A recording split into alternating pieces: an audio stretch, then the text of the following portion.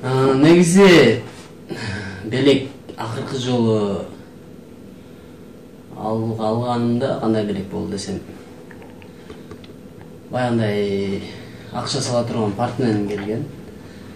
Ошол партменди алганда байкаган эле эмесмин кандай экенин депчи. Үйгө келип, 2 күндөн кийин көрүп атпаймынбы ал белекти.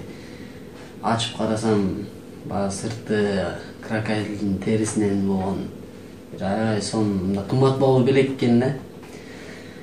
Жалпы аталарды, агаларды, досторду 23 февраль мекенди коргоо күнүңөр менен чын жүрөктөн куттуктап келтирмекчимин.